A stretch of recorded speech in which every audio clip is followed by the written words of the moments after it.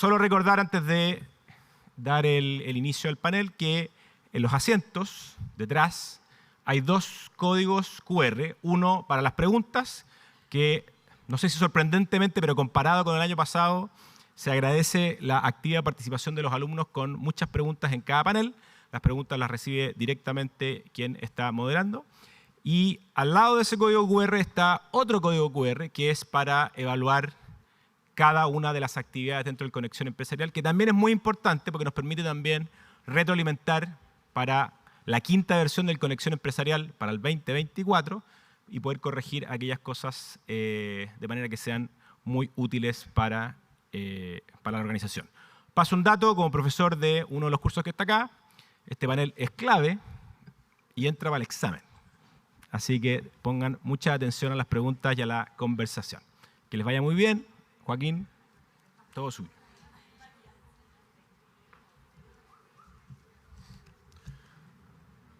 Bueno, oye, muchas gracias. Este panel entonces sobre los desafíos actuales en ESG. ESG es la sigla ESG en inglés, que tiene que ver con el impacto environmental, ambiental, S de social y G de gobierno o gobernanza de las empresas. O sea, cómo las empresas impactan en la comunidad.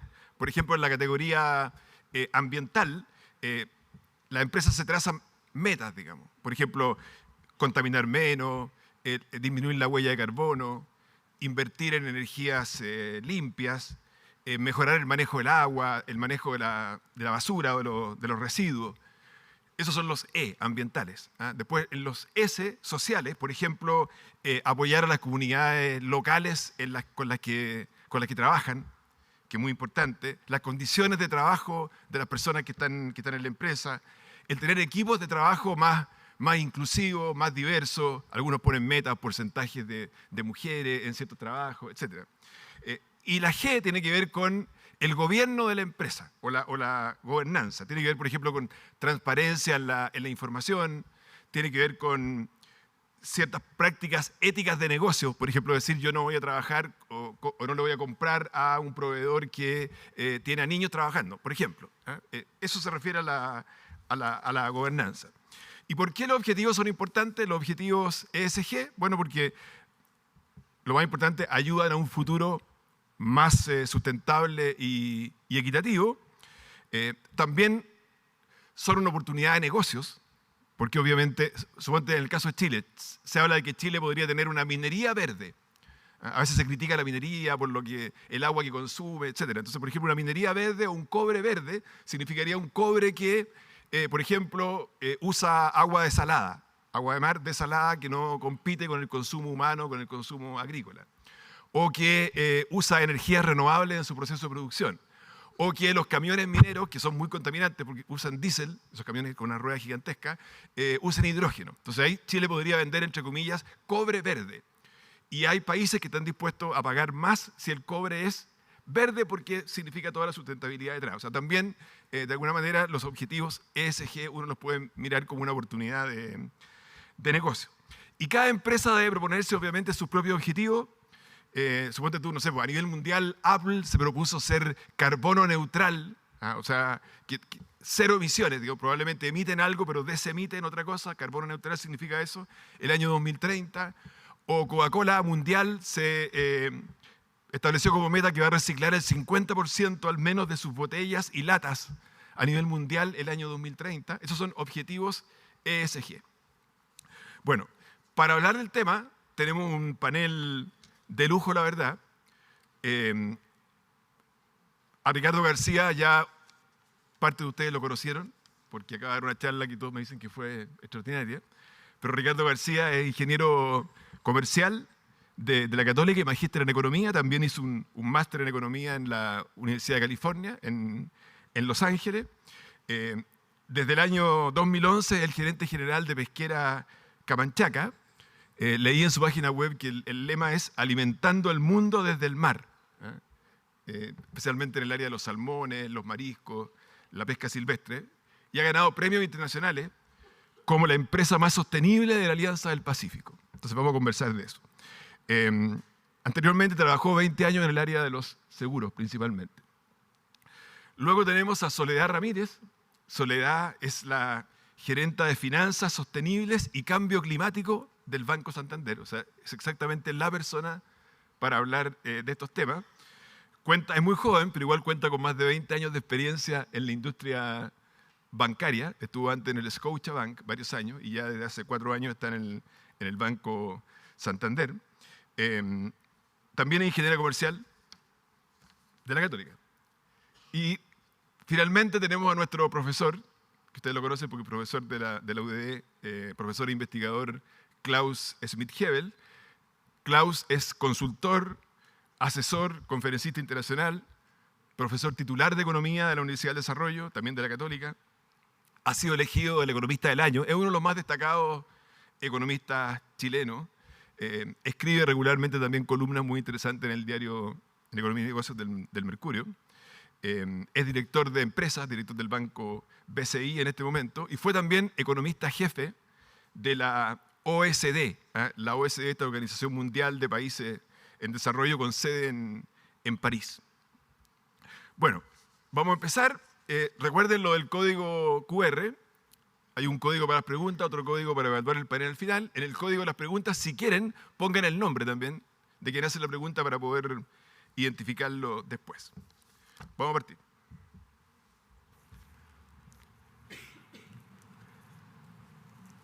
Bueno, voy a partir por Soledad. Quizás que me cuentes primero. Digamos, el Banco Santander es un banco gigantesco, internacional, banco español, uno de los más grandes del mundo, ustedes lo saben. A veces la banca uno la mira porque, por ejemplo, los salmones o la pesca es una cosa productiva. Entonces el impacto es como muy directo. La banca uno lo ve como más indirecto en estos temas. Entonces, que me cuentes un poco, primero, ¿cuándo el Banco Santander decidió crear esta gerencia de finanzas sostenibles y de cambio climático? ¿Qué hace esa gerencia? ¿Y cómo ha sido este cambio cultural al interior del banco? Perfecto. ¿Aló? ¿Ahí se escucha? Ya, perfecto. Bueno, antes que nada, agradecerles la invitación. Me siento súper honrada de estar acá con ustedes como alumnos y con estos panelistas de excelencia. Banco Santander, a ver, todo este tema ESG que ha cobrado mucha relevancia en los últimos años, yo creo que partió quizás en los años 90 como la responsabilidad social corporativa. ¿Ya? Entonces, esto en cierta forma no es un tema tan nuevo. ¿Ya? Y eso ha tenido como mutaciones en los años. Y más recientemente el banco decidió crear esta gerencia, eso fue a principios de año, porque quizás el rol de ESG lo queremos llevar como al centro de la estrategia de todas las áreas del banco. Y por eso en el fondo concentró varias iniciativas clave dentro de la gerencia y también las está haciendo reportar al gerente general. Y eso muestra la importancia que le da el banco a los temas ESG dentro de la implementación de esa estrategia corporativa. Y en términos de cultura, la cultura no es una cosa que en el fondo se trabaja en un momento y después se suelta. Yo creo que la cultura es un esfuerzo constante dentro de las organizaciones y eso también afecta a Banco Santander. Y en ese sentido, de nuevo recapitulando con lo anterior, todos estos temas ESG han estado y continúan estando en el desarrollo de las iniciativas relacionadas a la cultura del banco. ¿Y en qué se transmuta eso? Para ser más concreta, en capacitación, por ejemplo, en los temas de gobierno, todo lo que tiene que ver con lavado de activos, códigos de conducta, entre muchos otros. En el tema social, que nuestros empleados entiendan el rol que tiene el banco dentro de la sociedad. Y en ese sentido el banco también tiene muchas iniciativas de trabajo con comunidades, de la importancia que le da a la educación como un motor del desarrollo. Y en la parte E, todo lo que tiene que ver con potenciar la oportunidad de negocio relacionada a la descarbonización y también con incluir todos los temas climáticos dentro de la estrategia y el manejo de riesgos que tiene el banco. Ya, después profundizamos más en algunas cosas. Ricardo, Bueno, leí que Camanchaca ustedes están en el centro de la acción, digamos, porque hay mucha polémica en varias de las áreas en que ustedes están, como por ejemplo los salmones, pero dejemos eso por un minuto más. Pero vi que Camanchaca se había propuesto ser carbono neutral en la producción de salmones el año 2025 y este año, entiendo, utilizar al menos 90% de energías limpias en sus procesos productivos. ¿Cómo están haciendo eso? ¿Tiene un costo para la empresa? ¿Qué significa? Si me permite, Joaquín, un minuto, quizás un paso antes y el por qué. ¿Por qué fijarnos este objetivo? Y que también tiene que ver con lo que acaba de decir Soledad. Porque con el tiempo hemos ido comprendiendo que el propósito de la empresa no es solamente tener un buen nivel de ganancia, que es muy legítima, y eso no quiere decir que uno incumpla nada, sino que el propósito de la empresa también debe ser contribuir con problemas o situaciones que la sociedad tiene en los momentos del tiempo que le toca vivir. Y sin duda, el principal desafío de la humanidad hoy día es el cambio climático, porque afecta a todo el planeta de manera seria a algunos, menos seria a todos, pero nos está afectando a todos.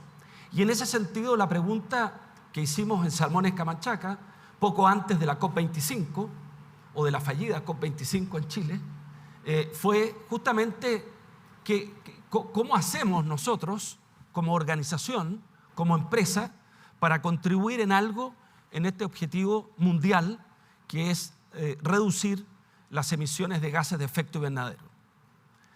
Y establecimos algunos objetivos en función de la realidad de nuestra empresa.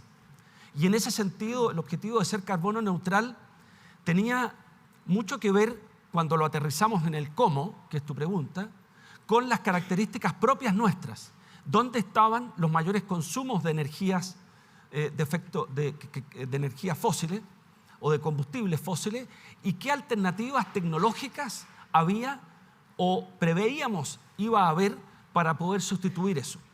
Y establecimos básicamente dos tipos de cosas. Todas aquellas cosas que conocimos en ese momento, que teníamos conciencia de que existían y eran posibles y no las habíamos hecho, en primer lugar. En segundo lugar, aquellas cosas que no íbamos a poder cambiar en el horizonte de tiempo que nos fijamos, que fue el año 25, para lo cual abrimos un plan para mitigar esas emisiones, básicamente con balance. Nosotros somos dueños de predios en nuestras pisciculturas y decidimos embarcarnos en un proceso de mejoramiento forestal de los predios de manera que aumentaran significativamente su captura de carbono, en segundo lugar. Y una tercera forma fue simplemente abrir la mente de la gente para descubrir cosas que en ese momento no existían. El principal desafío que uno enfrenta como empresa, el principal desafío, lo mencioné en la charla anterior, es que las decisiones de corto plazo, muchas, no todas, pero muchas conllevan costos. Sacrificios de corto plazo que los dueños de las empresas o los gerentes de las empresas tienen que incurrir hoy y cuyo efecto beneficioso va a estar en las siguientes generaciones de gerentes y de dueños y no van a ser capturadas por esta generación. Lo que hacemos todos nosotros, todos los días, cuando hacemos algo por el planeta, no es para nosotros beneficiarnos hoy día, sino para que nuestros hijos, nuestros nietos o las siguientes generaciones de gerentes o dueños tengan en el futuro. Y eso es un desafío, porque en el fondo es una transferencia intergeneracional no exigida. ¿Y por qué digo no exigida? Porque hoy día los mercados en general no están pagando eso. Tú mencionabas que quizás en el futuro los consumidores en general iban a estar pagando, ya sea en la entrega de capital con tasas de interés más bajas o en los precios de los productos con precios más altos, por aquellas empresas que mostraran un comportamiento en términos de captura de gases de efecto invernadero mejor que otras.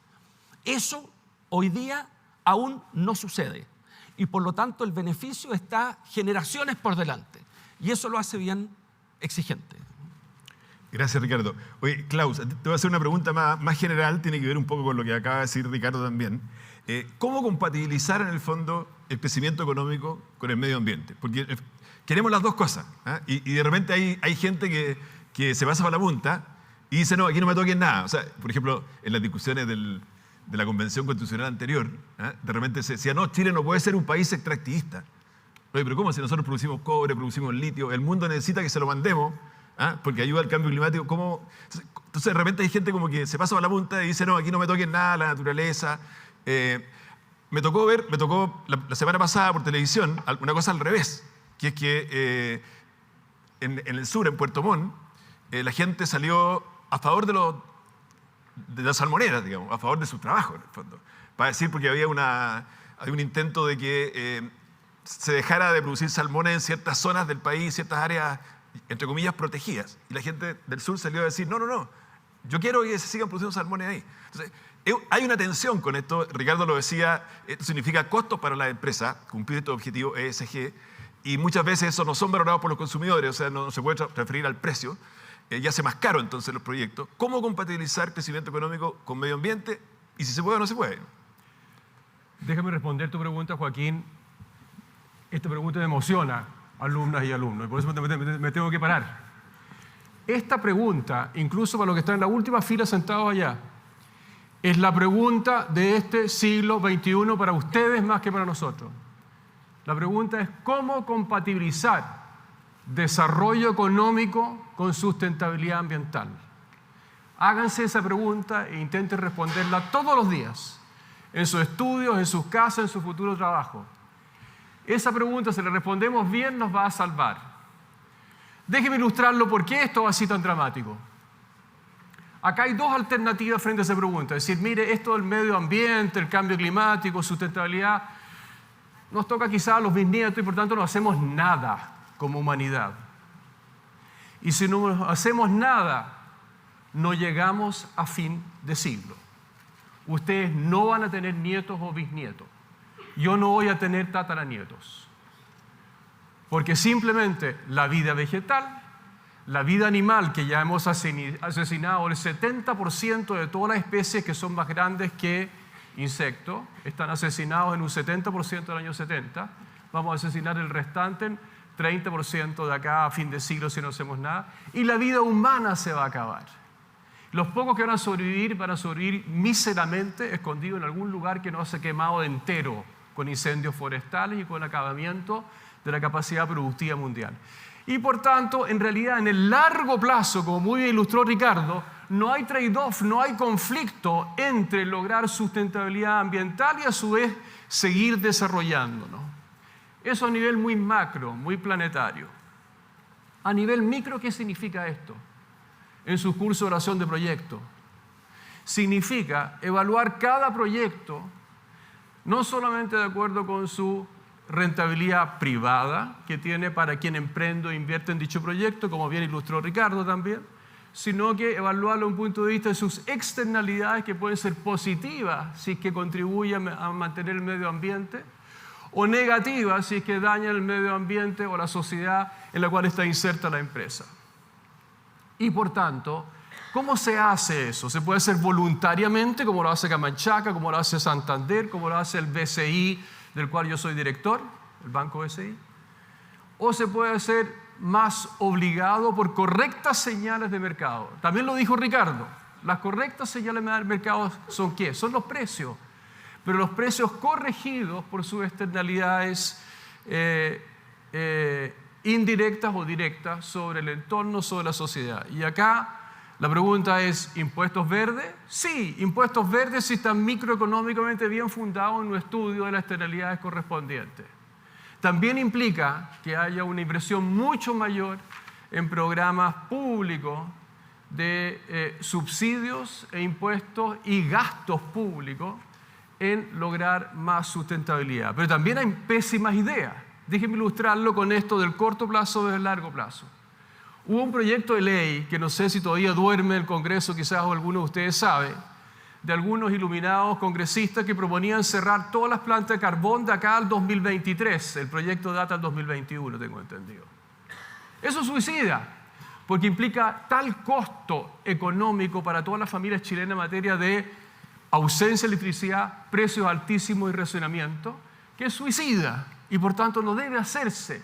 Es mucho mejor una estrategia de convicción, de retiro gradual y reemplazo gradual de las termoeléctricas a carbón y a diésel también, y a gas también en mediano plazo, pero más largo, ¿no es cierto?, por energía sustentable, para decir, por plantas solares o eólicas. Déjeme parar aquí, si no me sigo emocionando, y terminaría en la última fila. Perdón un segundo, Ricardo. Soledad, te iba a preguntar una cosa. Y tú también como que tiraste la pelota para allá, digamos, de que, por ejemplo, los bancos o el Santander está dispuesto a prestar, por ejemplo, a dar créditos a tasas de interés mejores, por así decirlo, más baratas, a empresas que se la jueguen por el medio ambiente. Te lo pregunto porque leí, por ejemplo, que ustedes estaban empezando a dar créditos hipotecarios verdes. ¿Cómo es eso? A ver, cuenta eso. Bueno, a ver, yendo a tu pregunta, el crédito hipotecario verde, para que todos entendamos y logremos como concretar los temas, porque de repente todos estos temas ESG funcionan como en la estratosfera, pero nos cuesta verlo y aterrizarlo en el día a día. Y el crédito hipotecario verde es un ejemplo concreto de eso. El crédito hipotecario verde es un crédito hipotecario normal, pero la vivienda que financia es una unidad que tiene una certificación de eficiencia energética más eficiente que una unidad normal. Y el banco, para promover ese tipo de selección de parte de nuestros clientes, lo que hace es dar una tasa preferencial, quizás a veces, dependiendo de las condiciones de mercado, ajustar otros términos de ese producto, por ejemplo, el plazo, porque efectivamente, mientras más eficiente es una unidad, se puede volver más cara. Y entonces está lo que comentaba Ricardo del trade-off de precio.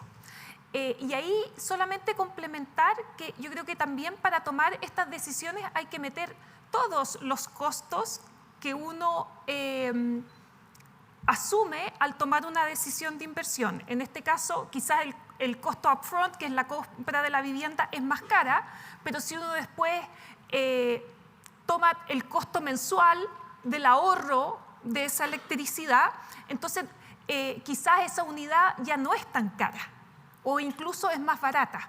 Y por eso también es súper importante ver el plazo en donde uno le retorna esa inversión.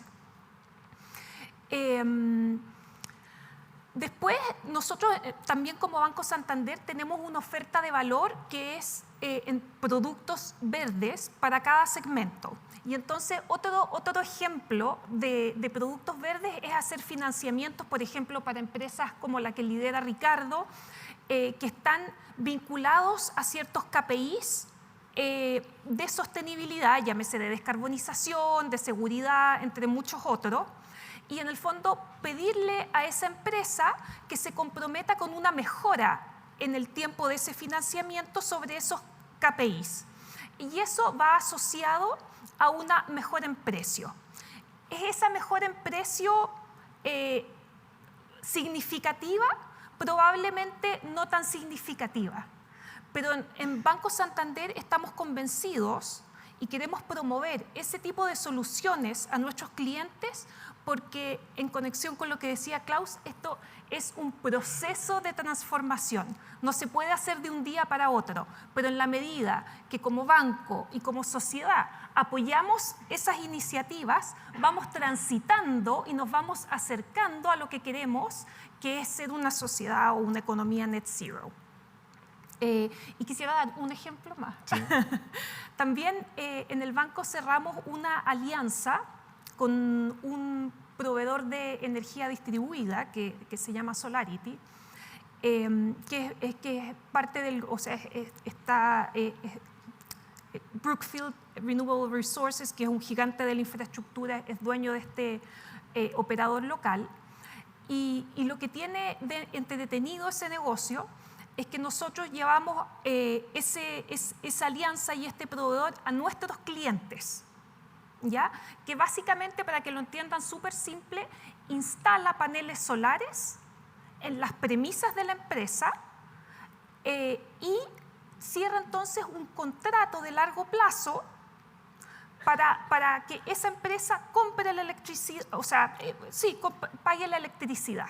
¿Y cuáles son los beneficios? La empresa no hace la inversión, eso lo financia Solarity con una línea que proveyó Santander, ahorra en un promedio un 30% en la cuenta de luz y es una solución concreta a la descarbonización. Esa energía pasa a ser 100% limpia y esa es una forma concreta en que el banco apoya a nuestros clientes en su camino hacia la descarbonización. Gracias, Soledad. Oye, Ricardo, todavía en la pregunta, bueno, Klaus dijo que la pregunta del siglo era, digamos, cómo compatibilizar medio ambiente con desarrollo económico. Yo siento que ustedes están respondiendo esa pregunta o intentando responderla lo mejor posible todos los días, digamos, porque en el fondo la pesca está en el centro de todo este debate. Por eso me llamó la atención esa marcha defendiendo a los salmones el otro día en Puerto Montt. Y hay casos y casos. De repente hay comunidades locales que se oponen a un proyecto, otras comunidades locales que quieren, se rechazó el proyecto Dominga, que era un proyecto minero, pero la gente de La Higuera, que es donde se iba a hacer, y el alcalde quieren que se haga. Después hay otro proyecto de tierras raras en Penco. Tierras raras son unos minerales, digamos, que son críticos para el cambio climático, que solo prácticamente están en China y como a 20 kilómetros al norte de Concepción, ahí en Penco. Y casi nadie en el mundo tiene. Pero, digamos, la comunidad de Penco le está haciendo como la guerra.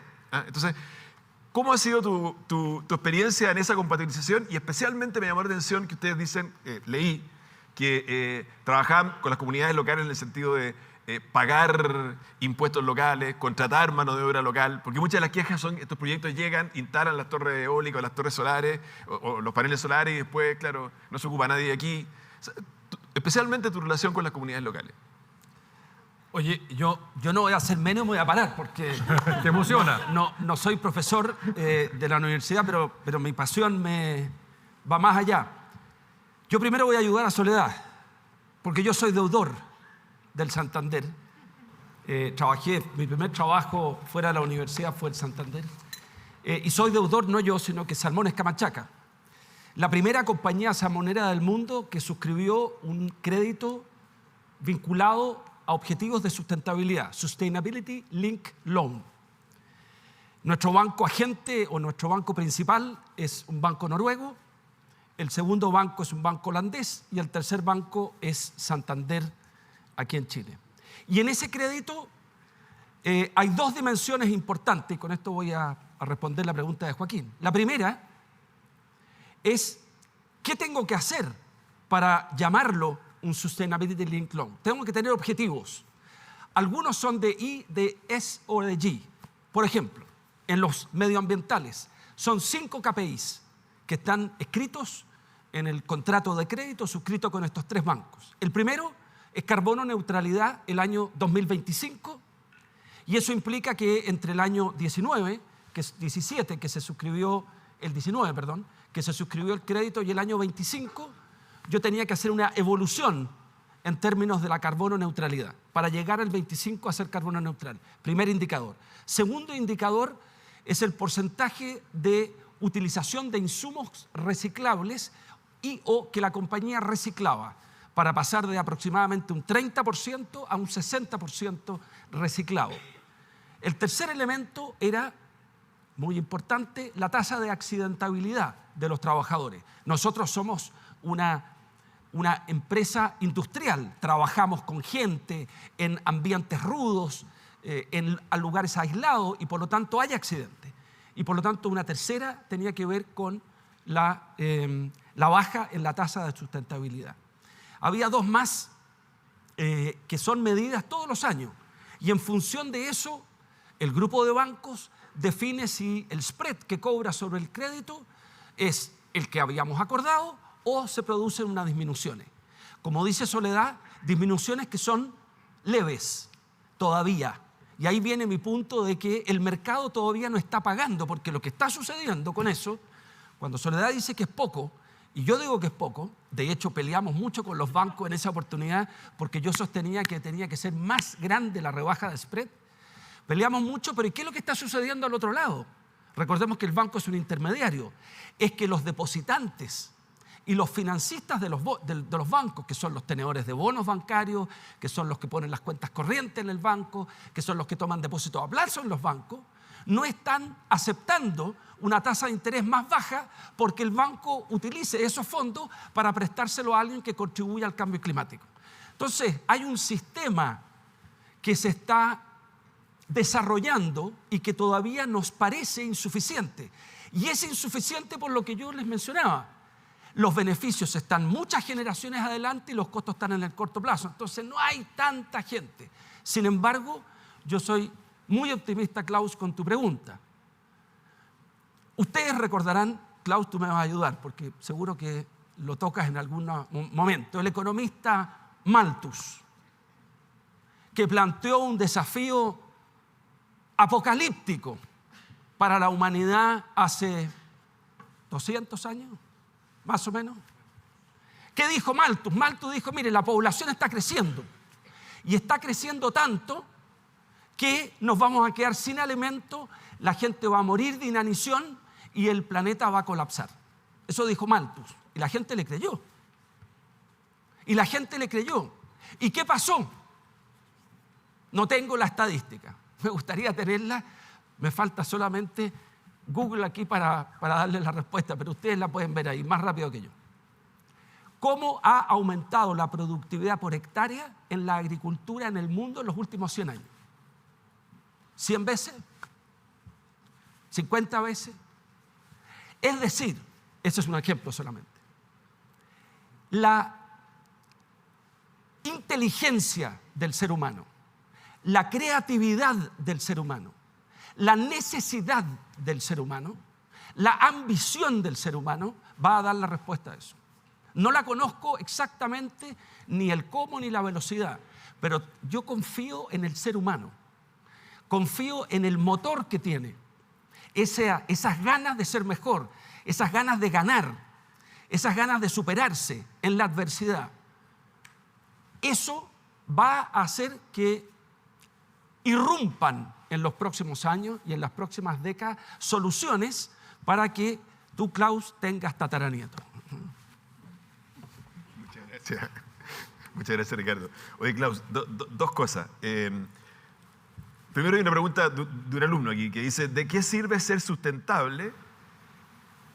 Porque este es un tema planetario, digamos. Si luego China e India contaminan más que nadie. Entonces, los esfuerzos que hacemos en un país chiquitito, como Chile, entonces no sirven porque se pierden. Esa es una pregunta. Y otro es, respecto al tema de los impuestos verdes, se habla de que la industria aérea, por ejemplo, es una de las que más contamina. Los vuelos, los aviones. Entonces, Francia acaba de tomar una medida, la vi en televisión hace como 4 o 5 días atrás, que suena, no me acuerdo exactamente, pero era que prohibía todos los vuelos cortos. O sea, todos los vuelos creo de menos de 1 hora, por ejemplo, el vuelo a Concepción, por ejemplo, por decirte algo, mueren en Francia. Y está quedando la escoba.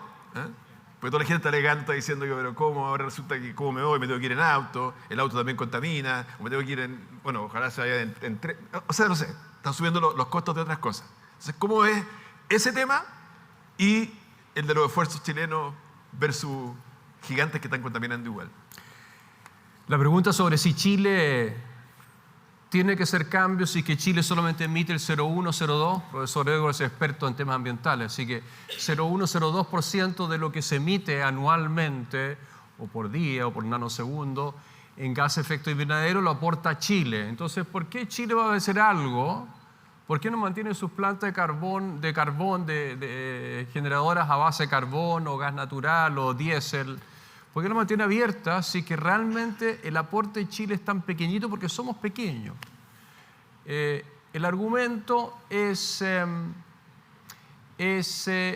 no solamente porque estas plantas de carbón y muchas otras no solamente tienen efectos de gas invernadero agregados planetarios que se dan a la atmósfera, implica calentamiento global, sino que también tiene efectos locales.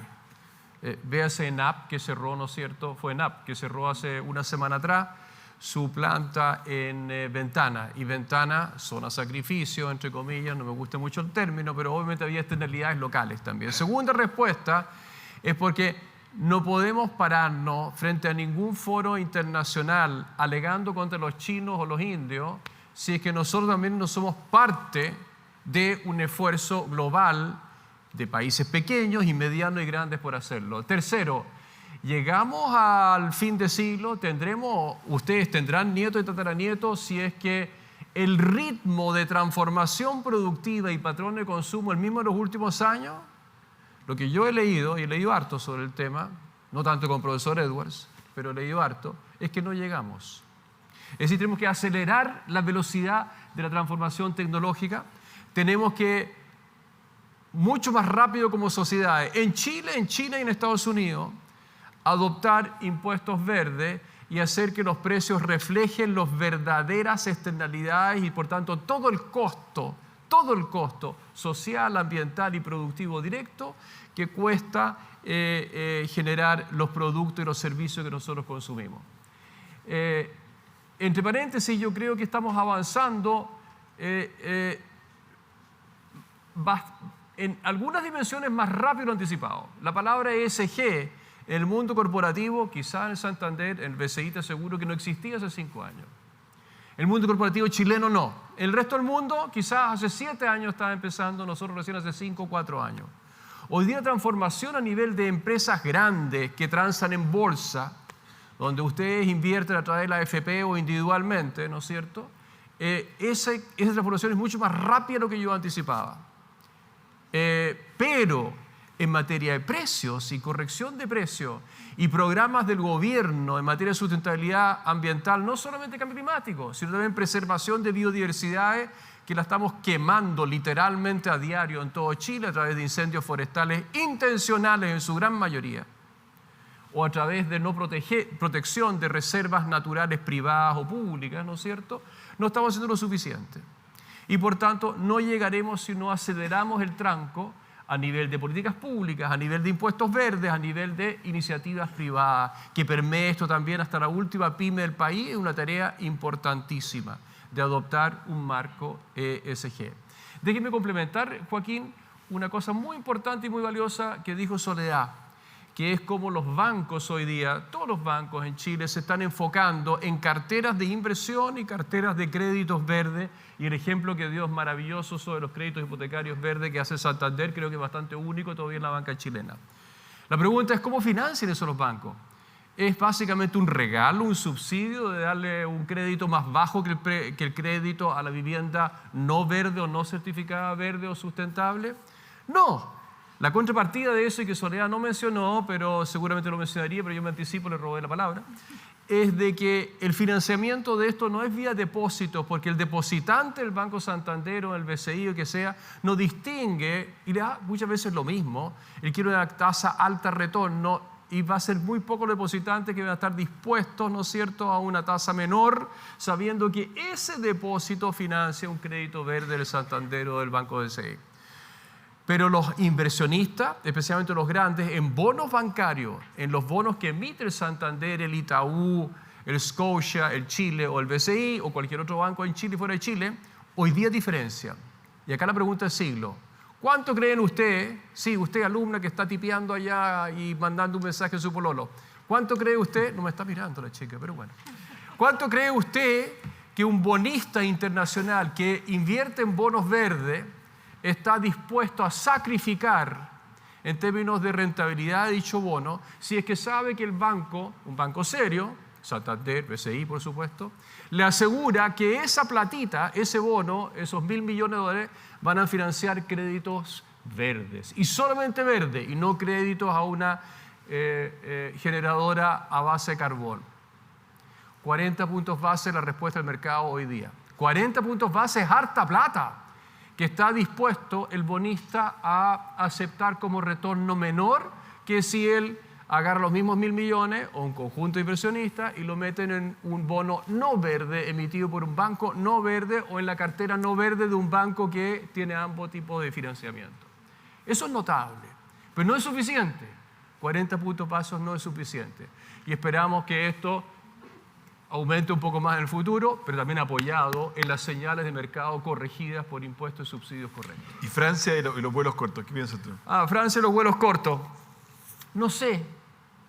No tengo una buena respuesta a eso, Joaquín. No sé cuál es la evaluación del impacto ambiental de obligar ahora a los pasajeros en Francia a tomar el TGV de París a Lyon en vez de tomar un avión de París a Lyon vía Air France. No sé, je ne sais pas. Je n'ai fait l'évaluation socio-économique ambientale.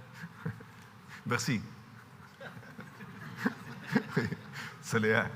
Hemos hablado mucho de la E, de environmental, de ambiental. Hablemos algo de social y de gobernanza. Leí por ahí que dentro de las normas que el Banco Santander establece es no comprarle a proveedores que, por ejemplo, usan niños en los trabajos. O en lugares en que se violan los derechos humanos, por ejemplo.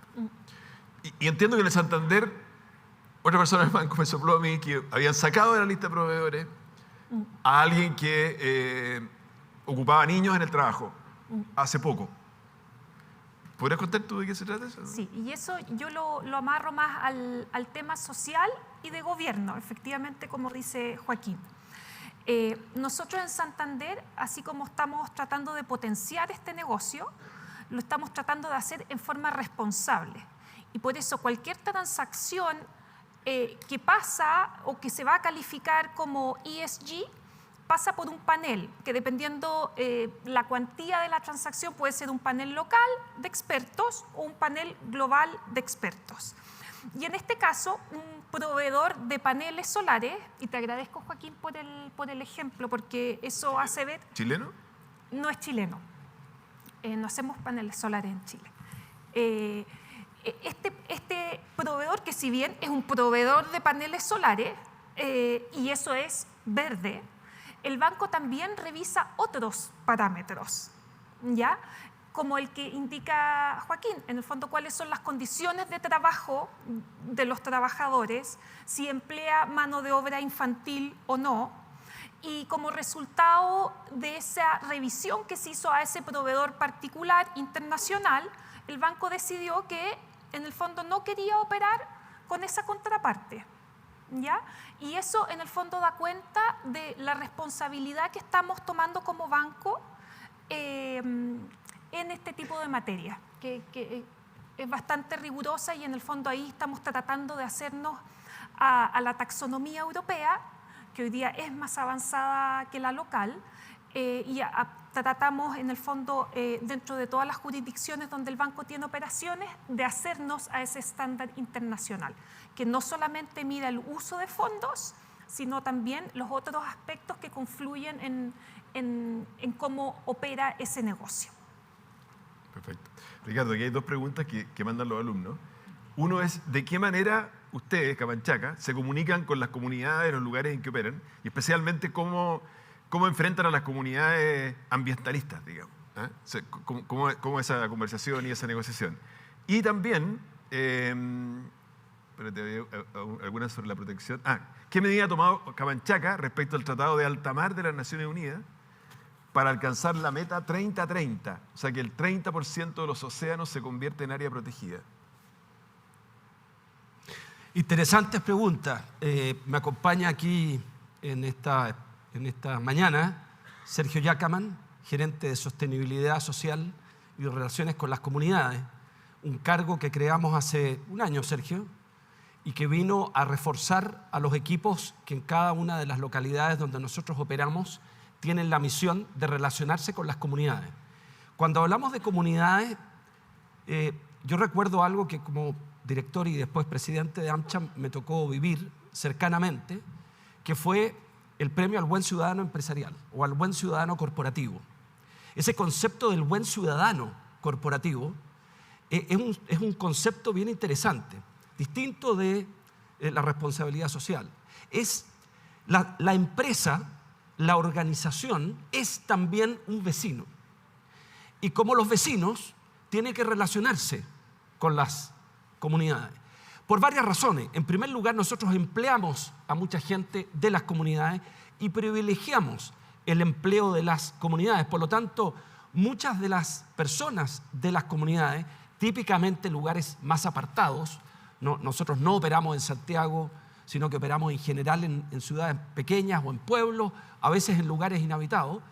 Esas personas trabajan en la compañía. El 25% de la población trabajadora de Tomé, al norte de Concepción, trabaja en Camachaca, en la producción de salmones o en la producción de langostino, el 25% de la población.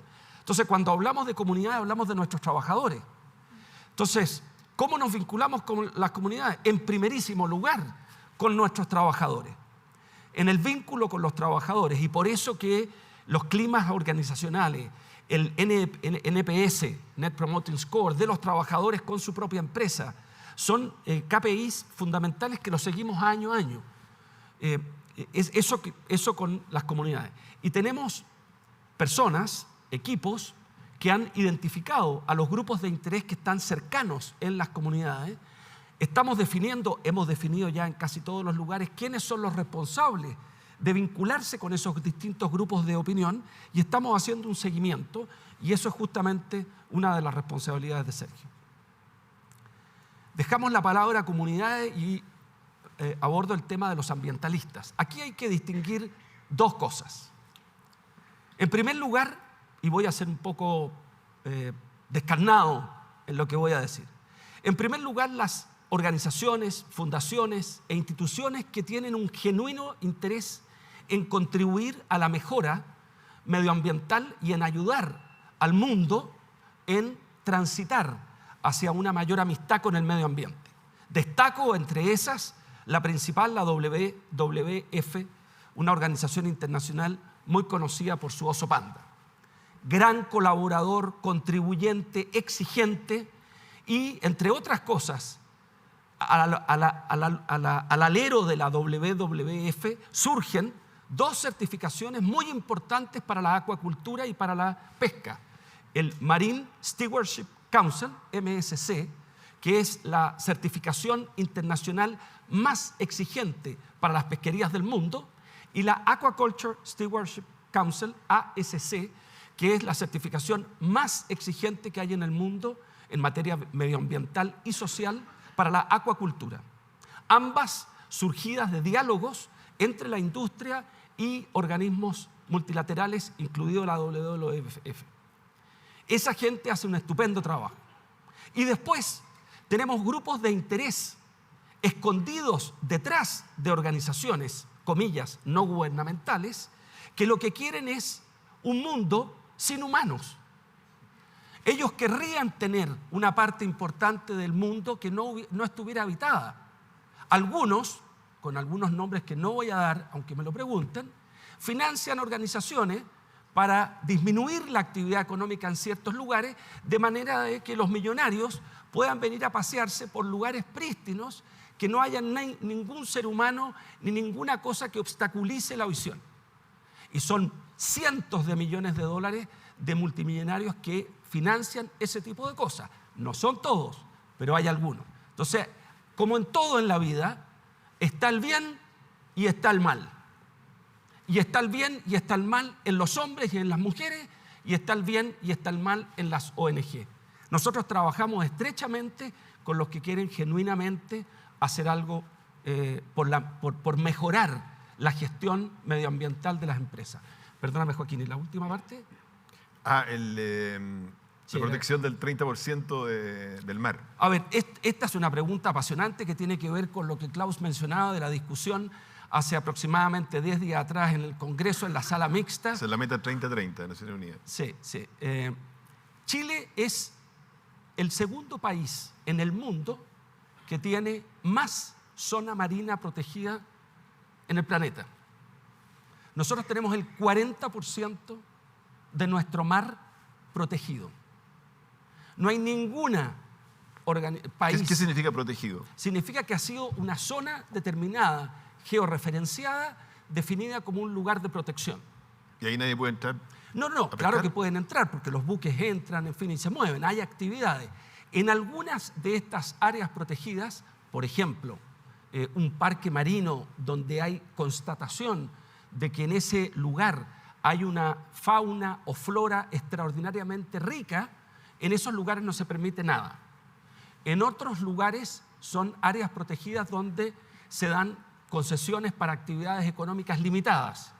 En otras áreas hay un seguimiento más estricto de las empresas que operan en esos lugares. Y no estoy hablando solamente de la acuacultura, estoy hablando en general de mucha actividad humana que ocurre en los bordes costeros y que tienen impacto sobre los océanos.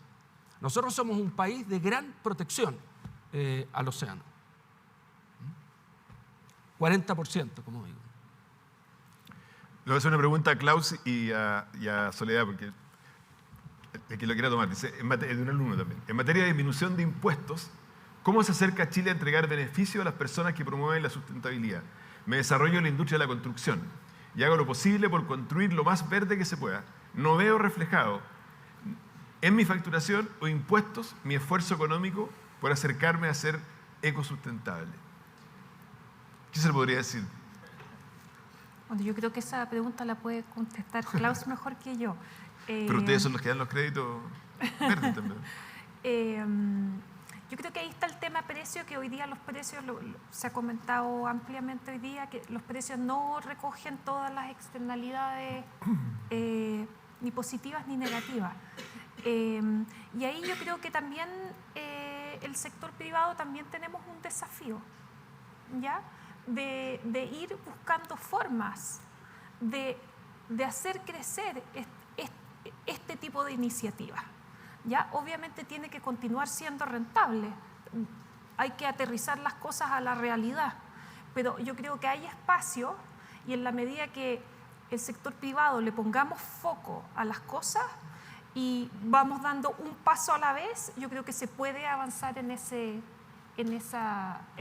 camino.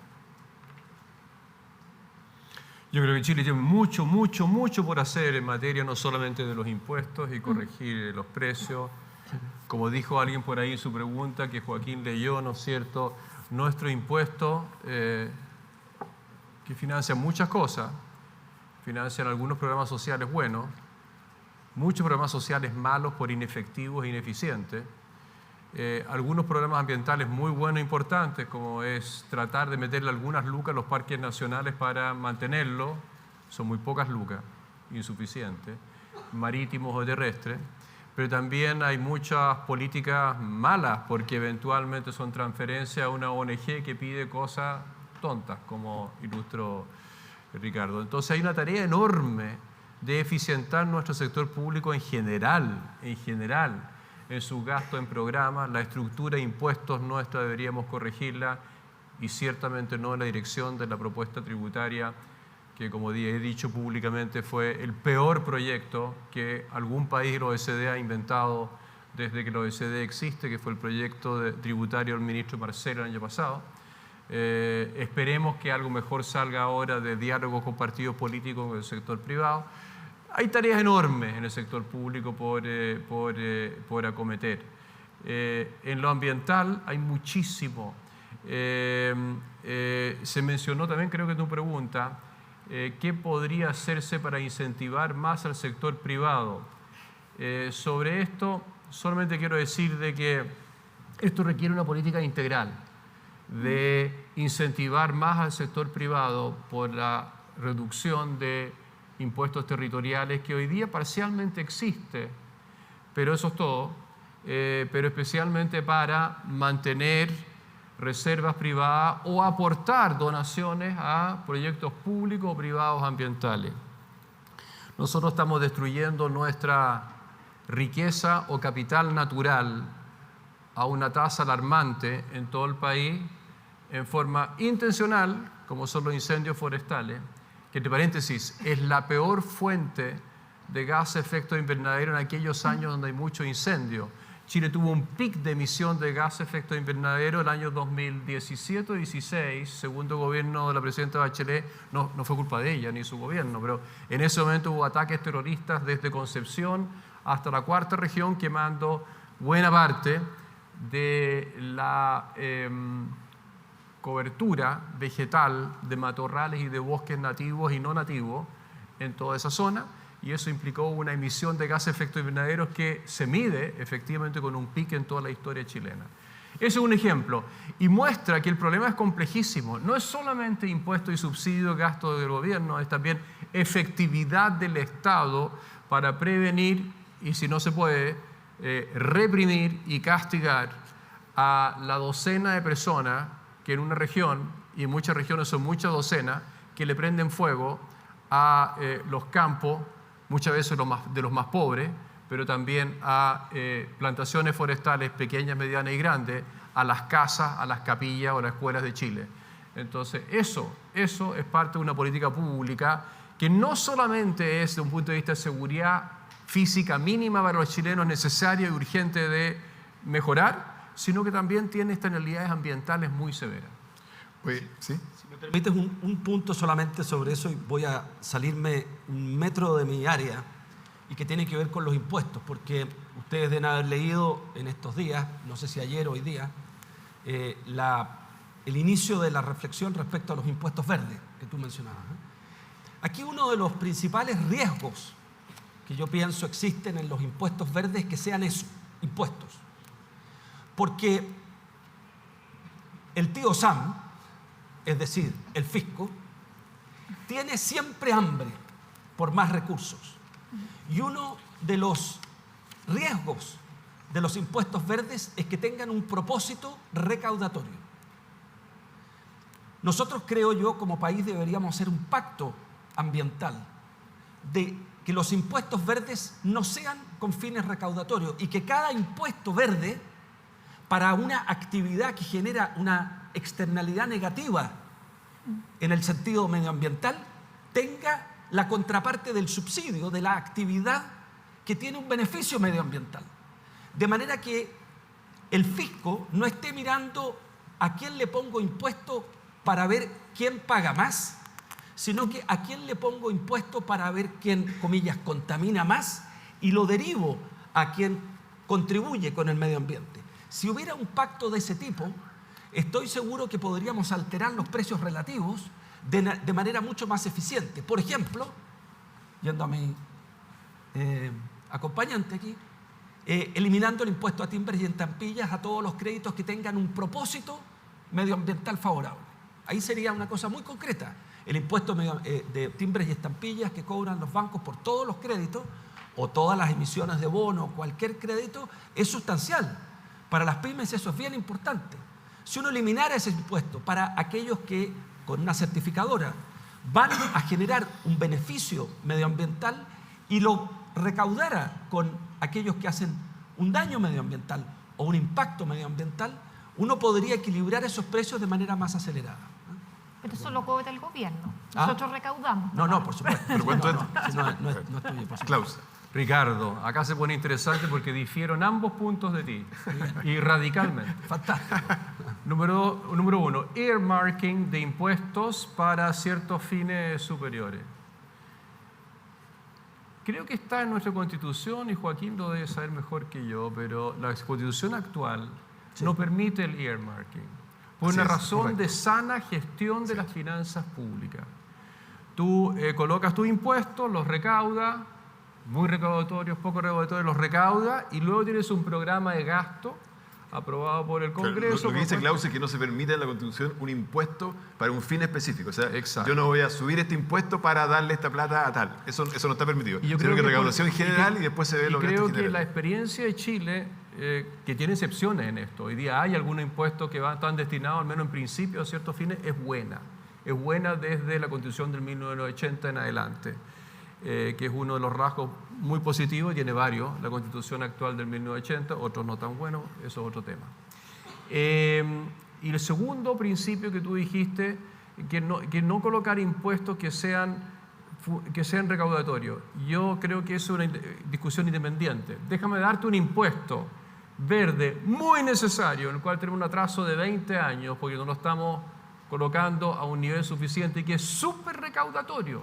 Y no me preocupa de que el señor Marcel recaude $3.000 millones o $4.000 millones adicionales si es que subiera el impuesto al diésel desde $1,5 el metro cúbico a 8, que es lo que hace 12 años atrás un estudio muy serio estimó que era el óptimo por las externalidades. Hoy día debe ser 10 o 12, no sé cuánto, pero estamos lejos de tener Pero ahí los camioneros paran en Chile. Por supuesto, hay que tener los cojones políticos de un presidente que se pare delante del país y le diga: señores, ¿ustedes quieren que tengamos un ambiente más limpio, también localmente, con menos externalidad y menos smog en nuestras ciudades? Entonces, tenemos que negociar con los señores camioneros para que esto se haga gradualmente en 3, 4, 5 años, pero que se haga. Y si me hacen un paro, rompo el paro como lo hizo Ricardo Lagos en el 2003 cuando rompió un paro de los micreros. Porque no podemos seguir así de ser unos países de la OECD con impuestos al diésel más bajos del mundo, con todas las externalidades locales y ambientales globales que eso es. La benzina también hay que subirla porque creo que está en 6 hoy día, pero es insuficiente. Precisamente para generar los incentivos que tú decías, Ricardo, y también Soledad, de que el consumidor, pagando mucho más por dicha benzina y por el diésel, ¿no es cierto?, se traslade gradualmente a comprar más autos eléctricos, que hoy día son carísimos, y menos autos bencineros que no pagan, ¿no es cierto?, el costo de las externalidades al ser bencineros o diéseleros. Precisamente había una pregunta aquí respecto a los permisos de circulación, en el sentido que en Chile los permisos de circulación son más caros para los autos nuevos y son más baratos para los modelos más antiguos. La pregunta es si debería ser al revés, en el sentido que los modelos más antiguos, los autos más viejos, son los que contaminan más. Sí, se ha discutido harto eso. Mira, ¿Dudoso? los autos viejos, acá hay un tema también social y distributivo, por supuesto. Los autos viejos los tienen los sectores más vulnerables y más pobres. Pero dejemos esa consideración a un lado. Si la dejamos a un lado, que también es política, por supuesto, y implica oposición política para pasar esto, igual que los camioneros, si la dejamos a un lado, podría ser óptimo para generar un reemplazo más rápido de la flota contaminante más vieja por una flota nueva, ojalá eléctrica, en el mediano plazo. Hay una pregunta aquí que yo no sé la respuesta, pero no sé si Clau tú la sabes, es una cosa más técnica, pero dice: ¿por qué la energía nuclear no se considera verde? Yo podría dar razones políticas, pero no sé. Yo casi me emociono y casi me paro, aunque la dama allá atrás siga mirando su teléfono. Pero bueno, la respondí con 2, 3 colegas hace unos 10 años atrás cuando tratamos de generar un movimiento de académicos a favor de una estrategia nacional de la energía nuclear. Yo creo que... ¿Es verde? Es una gran pregunta. ¿Es verde o no es verde?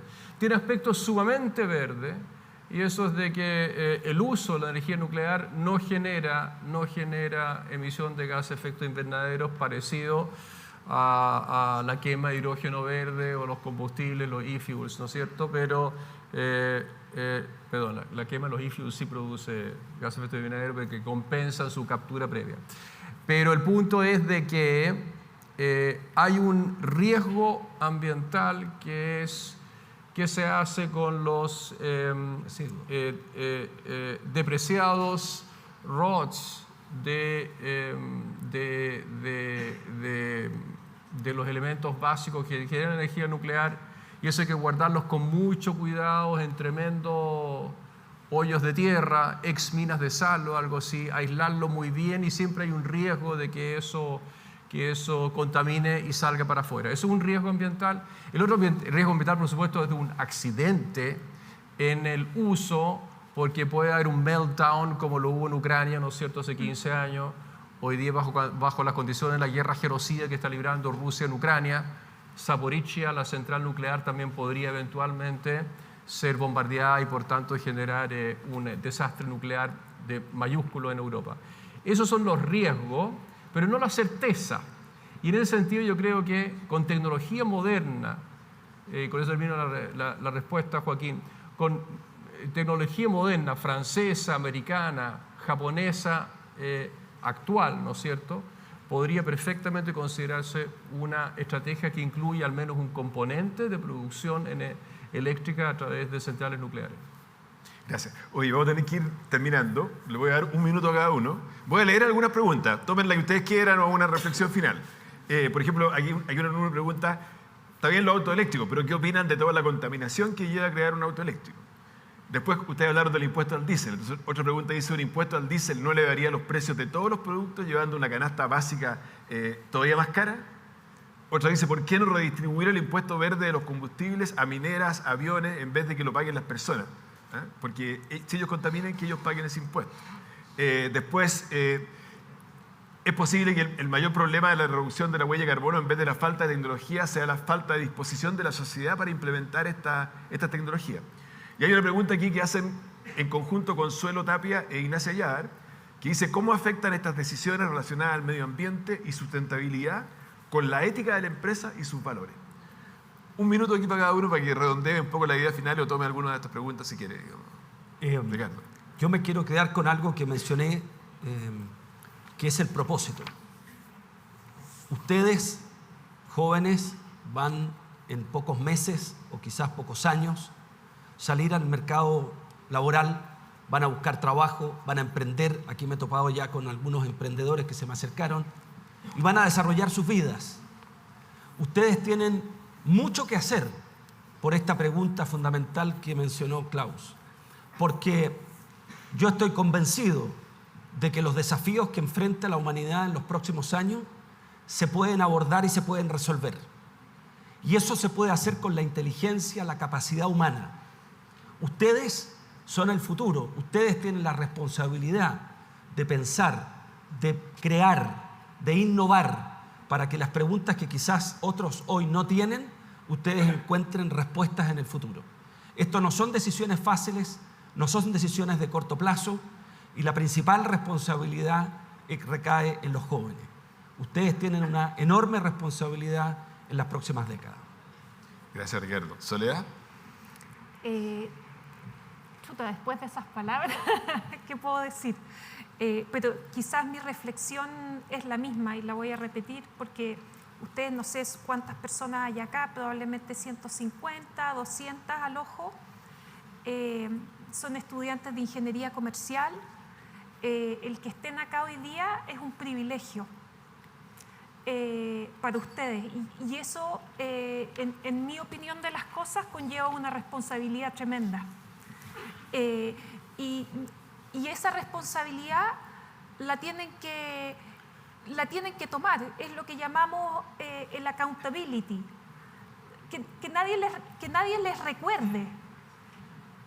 Cambiar, y voy a retroceder un poco respecto a qué va a pasar con las generaciones futuras, o si Chile es chico en materia de las emisiones contaminantes a nivel mundial.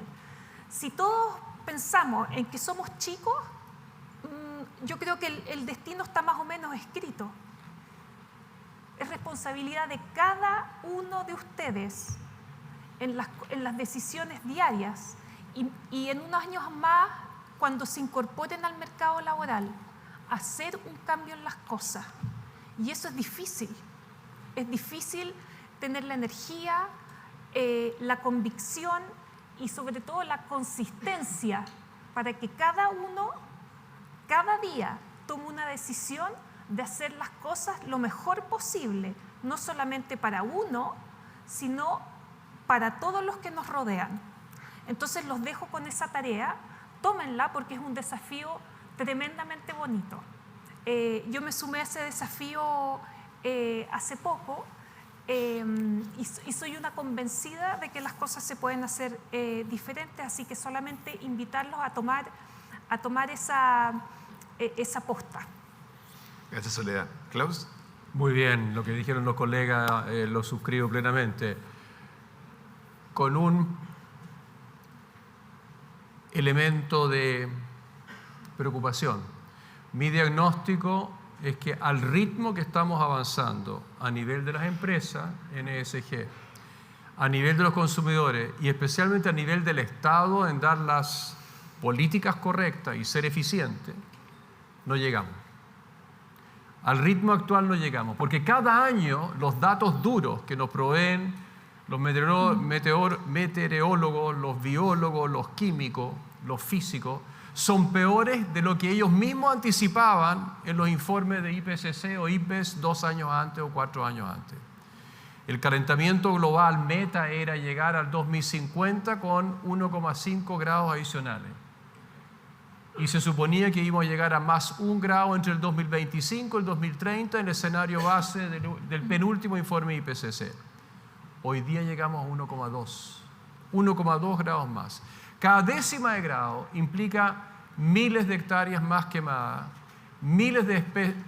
cientos de especies más desaparecidas en los mares, los corales, los peces también y en la tierra. Y significa que a este ritmo cansino y lento no llegamos a fin de siglo. Y por tanto, es tarea de todos nosotros, lo que dijo Soledad, en el entorno pequeño que nos toca trabajar en las corporaciones, en la universidad con ustedes, en nuestras casas. Cada uno de nosotros es llamado de hacer un pequeño aporte. Ninguno es pequeño, tan pequeño como para no influir, porque acá se trata de que todos hagamos un aporte pequeño en reciclaje de papel, en no contaminar las calles, en tratar de usar más movilización pública y menos movilización privada, porque la privada contamina per cápita y por kilómetro andado mucho más, etcétera, etcétera. Es un llamado a movernos todos ahora, no mañana, ahora. Ahora me voy a parar yo, no porque me haya emocionado, sino que para agradecerles muy sinceramente. Creo que ha sido un panel muy entretenido, hemos aprendido mucho también. Así que agradecerle especialmente a Ricardo García y a Pesquera Camanchaca, más Ricardo de una charla anterior, así que lo tenemos de las 9 de la mañana hablando aquí, así que un aplauso para Ricardo.